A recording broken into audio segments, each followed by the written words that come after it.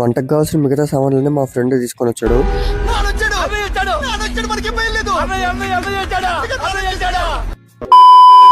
Chicken masala and garam masala అయితే వేసుకొని బాగా కలుపుకున్నాం.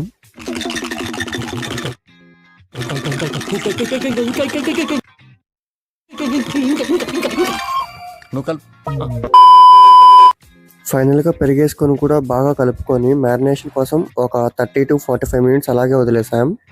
ఇంకా అది మ్యారినేట్ అయ్యే లోపల బాండర్లో నూనె పోసుకొని గసగసాలు, చెక్క, బిర్యానీ ఆకు వేసుకొని పచ్చిమిర్చి అండ్ ఎర్రగడ్డలు, అల్లం వెల్లుల్లి పేస్ట్ వేసుకొని బాగా అది బ్రౌన్ కలర్ వచ్చేదాకా బాగా ఫ్రై చేసుకున్నాం.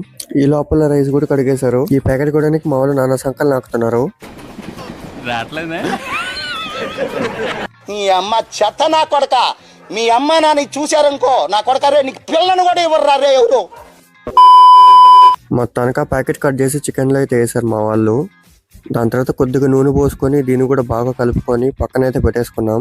ఈలోపు పొయ్యి కూడా వేడెక్కింది అండ్ మన బగారా రైస్ కావాల్సిన నీళ్ళు కూడా లైట్గా వేడెక్కుతున్నాయి. అండ్ ఫైనల్ ఇవి మేము చేసుకోబోయే ఐటమ్స్. బగారా రైస్కి నీళ్ళైతే బబుల్స్ వచ్చిన తర్వాత మెల్లమెల్లగా రైస్ మొత్తం దీంట్లో వేసాం. మొత్తం రైస్ వేసుకున్న తర్వాత ఒక తిప్పు తిప్పేసి మూత పెట్టేసాం.